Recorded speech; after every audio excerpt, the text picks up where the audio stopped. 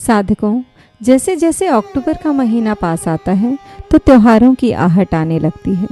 ऐसे बहुत से त्योहार हैं जिन्हें कुछ समय पहले तक बड़ी धूमधाम से मनाया जाता था, पर आजकल बच्चे उनका नाम तक नहीं जानते।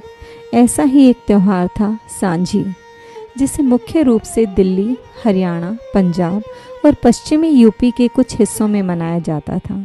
दुर्गा पूजा और दशहरे की तरह सांझी भी एक 10 दिन का त्यौहार था, जिसमें सांझी की पूजा की जाती थी। हम इसे दुर्गा पूजा का ही एक स्थानीय स्वरूप कह सकते हैं। मित्रों, नवरात्रि के पहले दिन मिट्टी से चांद और तारे बनाकर उससे सांझी की प्रतिमा बनाकर गाय के गोबर की मदद से दीवार पर लगाया जाता है। सांझी का त्यौहार दुर्गा पूजा का ही स्थानीय स्वरूप है, जिसमें देवी को पानी में विसर्जित करने से पहले 10 दिनों तक उसकी पूजा की जाती है। सांझी को देवी दुर्गा के रूप में ही देखा जाता है। इससे हम कह सकते हैं कि पूरे भारत में एक समान सूत्र चलता है और अमूमन सभी त्योहारों के पीछे समान फिलॉसफी होती है। केवल अलग जगहों पर अलग तरीका होता है। दिन भी मेल खाते हैं। सांझी की प्रतिमा माँ दुर्गा, माँ उमा और माँ कात्यायनी की बोधक है। वो ठीक दुर्गा पूजा की तरह, जिसमें देवी की मूर्ति को नदी के पानी में विसर्जित किया जाता है, सांझी उत्सव भी दशहरे के दिन सांझी के विसर्जन के साथ समाप्त होता है। सांझी एक देवी की अपरिष्कृत छवि है और इसे उतनी अच्छी तरह से तैयार करने की आवश्यकता नहीं है जितनी पांडालों में दिखाई जाने वाली देवी दुर्गा की मूर्तियों में होती है। सांझी आम लोगों की देवी है। एक देवी होते हुए भी उनसे पूछा जाता है कि आप क्या खाएंगी और आप क्या पहनना चाहेंगी।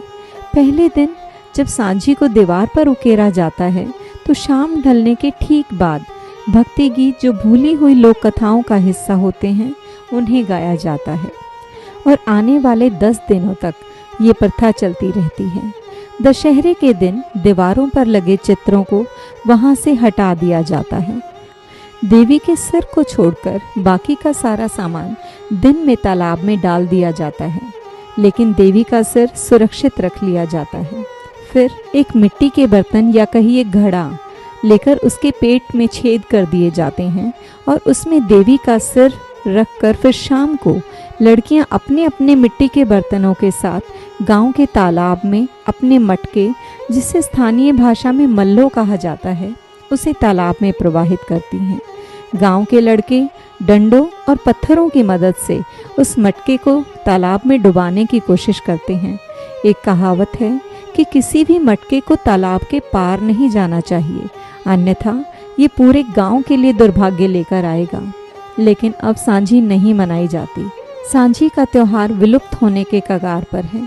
इसके लुप्त होने के पीछे चाहे जो भी कारण हो, परंतु सांझी वास्तव में दिल्ली की संस्कृति का एक हिस्सा थी और हमारा शहरीकरण वह कारण नहीं होना चाहिए जिसके कारण हम अपनी जड़ों, संस्कृति और परंपराओं से दूर हो जाएं। तो बंधुओं, मिलते हैं अगली वीडियो में एक और विषय के साथ।